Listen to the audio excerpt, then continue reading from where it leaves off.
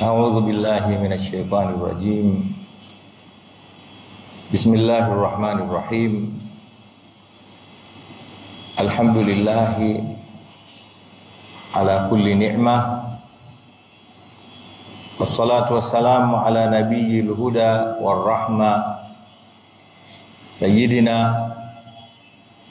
wa habibina wa syafi'ina wa muqtadana Muhammadin bin Abdullah sallallahu alaihi salatan yukhrijuna biha min dhulumatil wahmi wa yukrimuna binuril fahmi wa yudhihu lana ma ashkala hatta yufahama innahu ya'lamu wa la na'lamu wa huwa 'allamul ghuyub. Rabbi shrah li sadri wa yassir li amri wahlul 'uqdatam min lisani yafqahu qawli. Amma ba'd. Ayuhal mu'minun al-kiram wa ya ahbaban nabi sallallahu alaihi wasallam, assalamu alaikum warahmatullahi wabarakatuh.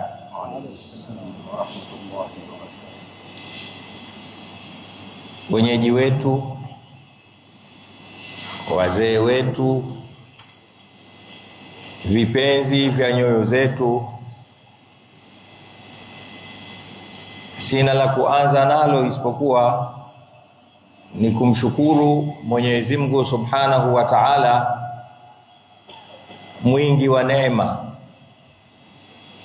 Binafsi nianze kumshukuru Mwenyezi Mungu kwa neema hii kubwa alionipangia mimi binafsi na wale wote niliofuatana nao katika ziara hii fupi ya kuja katika miji hii ya Oman. Hii kwetu ni neema kubwa. Namshukuru sana Mwenyezi Mungu, lakini pia nitangulize kumuomba Allah Subhanahu wa Ta'ala aijalie ziara hii ni katika zile ziara ambazo zitaongeza uzito katika nyizani zetu za mambo ya kheri siku ile tukikutana naye, siku ambayo la yanfa'u malun wala banun illa man atallaha biqalbin salim. Mwenyezi Mungu aijalie ziara hii sote. Lakini baada ya kumshukuru Mwenyezi Mungu, pia nichukue nafasi hii adhim kumswalia kipenzi chake na kipenzi chetu sana, mtume wake wa mwisho, bwana wetu Muhammad sallallahu alaihi wasallam, bwana ambaye ndiye aliyotuelekeza katika haya ya kutembeleana, kujuliana hali na kuwa karibu, kama alivyoelekeza katika mafundisho yake sehemu kubwa sana. Mwenyezi Mungu atujalie sisi ni wenye kukutana naye siku ya mwisho, tupate kunywa Kauthar na kupata shufaa yake. Ndugu zangu, wazee wangu, mashehe zangu, nitangulize kusema tu kwamba hii ni ziara iliyotuleta kuja kuchukua, ama sisi hakuna tulichokuja nacho. Wajibna biwidhaati muzjat, tumekuja na vitu vidogo vidogo tu. Nitangulize kusema kama alivyosema mwenye kusema, wa min ajabin ihda'u tamrin li Khaybarin wa ta'limu Zaidin ba'dha ilmi al-fara'idh. Mmoja katika watu wa zamani alisema, ni ajabu kubwa kupeleka zawadi ya tende Madina, Khaybar. Umetoka Magomeni na kikasha chako uliojaza tumba za tende, unapeleka zawadi Madina, Khaybar, kwamba jamani nimeleta zawadi hii. Sasa hiyo ni ajabu kubwa. Au kumfundisha Zaid bin Thabit, yule wa Mtume Muhammad sallallahu alaihi wasallam, katika masahaba zake, kumfundisha elimu ya mirathi, kwamba mimi nimekuja sasa nakufundisha wewe Zaid mirathi na mafungu yake yote 6. Asema wa min ajabin, hiyo ni ajabu kubwa. Kwa hiyo sisi hatuna tulichokileta, tumekuja tu kuhakikisha na kuthibitisha na kuongeza alaka kama alivyosema Sheikh Rashid bainana. Nchi hizi mbili zina historia kubwa sana ya kuwa ni nchi moja, na ndio maana niko hapa pamoja na mengine yote, lakini si hofu, najua nipo nyumbani tu. Takbir. Bwana mmoja anasema idha kana asli min turabin fakulluha biladi wa kullul mustawtinina min aqaribi. Maadamu asili yangu ni mchanga, basi kila ulipokuwa mchanga ndio nyumbani kwetu, na kila wakazi wa huko ndio ndugu zangu. Kwa hiyo tupo katika udugu wa pamoja. Kwa hiyo nitangulize kuyatanguliza hayo. Hatuna kipya tutakachokuja nacho zaidi ya kuleta salamu za Watanzania, za Waislamu wenzenu. Tukianza, Mheshimiwa Rais tumemuaga na anajua uwepo wetu hapa kwamba tupo Omani, basi alitanguliza mkifika nisalimieni ndugu zangu. Kwa hiyo pokeeni salamu zake. Lakini na viongozi wenziwe wote wanawasalimia sana, na Watanzania wote kwa ujumla. Lakini pia salamu za Mheshimiwa Mufti na Sheikh Mkuu wa Tanzania, wote wawili wa bara na visiwani, wanakusalimieni sana. Pokeeni salamu zao. Wanasema wako pamoja na nyinyi katika la ilaha illa Allah Muhammadu Rasulullah. Kwa hiyo muda wote tutakuwepo hapa, lakini lengo kubwa ni hilo, kuleta salamu. Na kikubwa zaidi kama alivyosema ni kujaribu kumuomba Mwenyezi Mungu Subhanahu wa Ta'ala atuingize katika lile alilosema katika suratu Maryam, innal ladhina amanu wa amilu salihati sayaj'alu lahumur rahmanu wudda. Hakika wale ambao wameamini na wakafanya mema, wakasali, wakafunga, wakatekeleza muamala na mahusiano yao mazuri baina ya wao na Allah Subhanahu wa Ta'ala, lakini mahusiano yao mazuri kati ya wao wenyewe kwa wenyewe kama hivi tulivyofanya, anasema zawadi kubwa atakaowapa watu hawa, hakusema pepo, akasema sayaj'alu lahumur rahmanu wudda. Mwenyezi Mungu atawajalia mapenzi. Mwenyezi Mungu atuthibitishie na sisi tupate mapenzi haya, na hili ndio jambo kubwa sana. Lakini pia ni washukuru, leo ni siku takriban ya 3 niko katika nchi hii ya Oman. Tangu siku nimeshuka na ndugu zangu, tumepata mapokezi makubwa sana, mapokezi yaliyotutia moyo, mapokezi yaliyotufanya wala tusitake kurudi nyumbani kama sio hizo dhurufu. Wallahi niwaambie, mfano wenu ni mfano uliosema katika suratul Hashr, walladhina tabawwa'u ad-dara wal imana min qablihim yuhibbuna man hajara ilayhim wala yajiduna fi sudurihim hajatan mimma utu wa yuthiruna ala anfusihim walau kana bihim khasasa wa man yuqa shuha nafsihi fa ulaika humul muflihun. Allahumma ij'alna minal muflihin. Mmetupokea kiasi, wa yuthiruna ala anfusihim, mmetubakisha katika nafsi zenu. Na Mwenyezi Mungu athibitishe haya, innal ladhina tabawwa'u ad-dara wal imana min qablihim yuhibbuna man hajara ilayhim.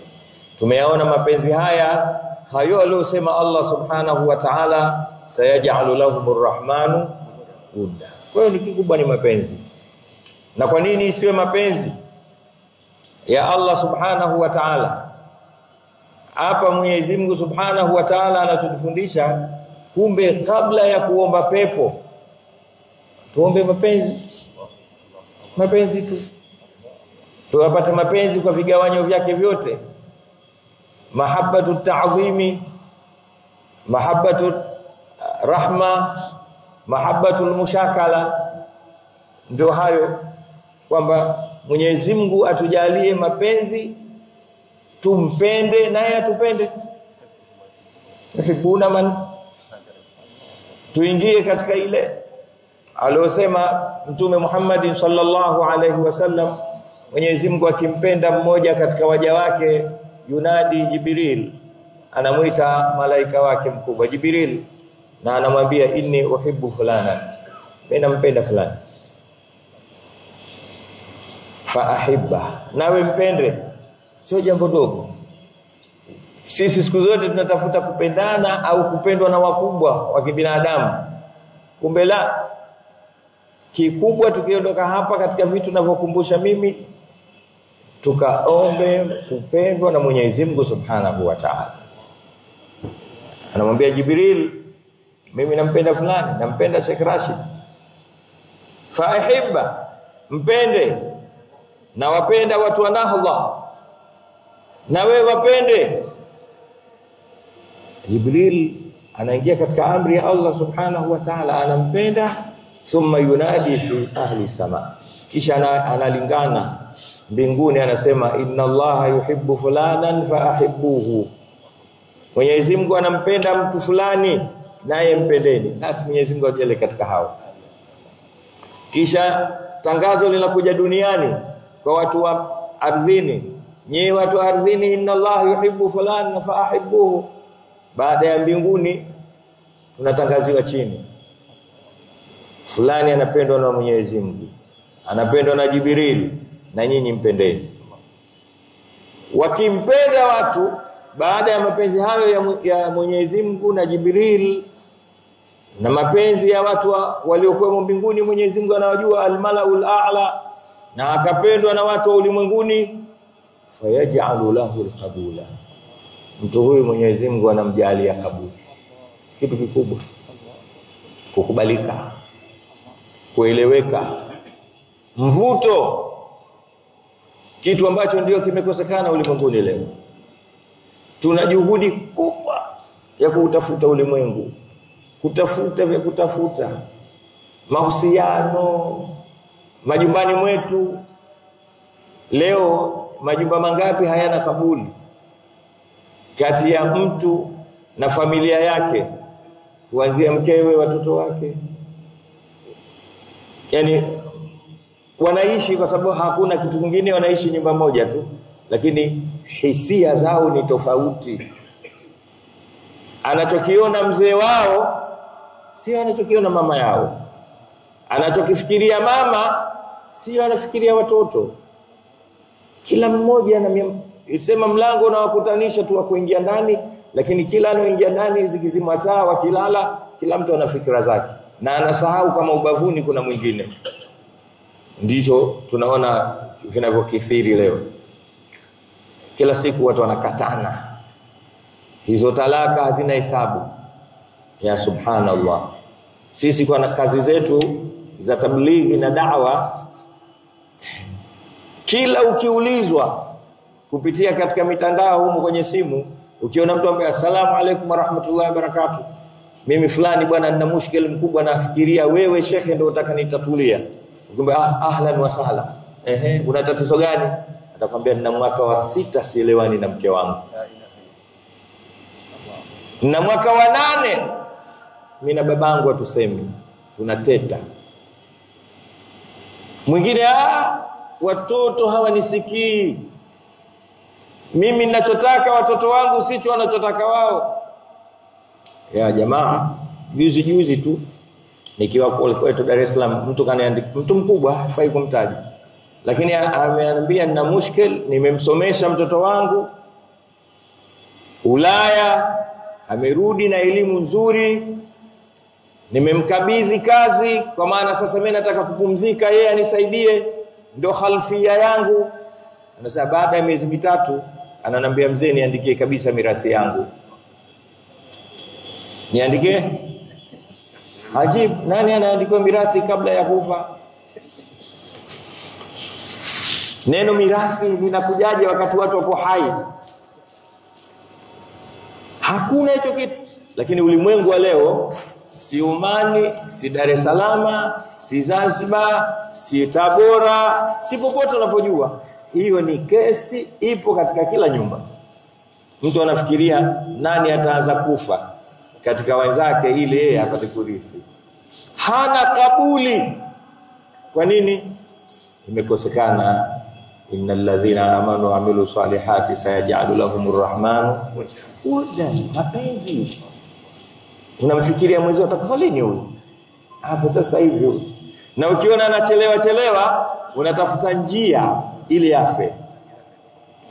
Na kisha mimi wake kimetokea jirani na msikiti na usalisha kwa miaka kadhaa.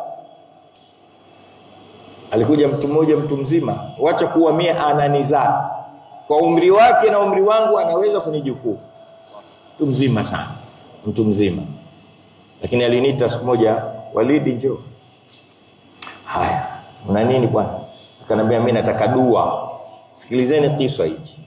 Nataka dua. Asmi nikajitia ni ahlu dua, yani mustajabu, mujabu dua. Nikamuuliza dua hizi ziko namna nyingi bwana. Kuna dua ya pesa, dua ya kutaka kuoa, dua ya safari, dua ya kulala. Haya, babu yangu nataka dua ya nini? Akasema tusogee kidogo kama pale.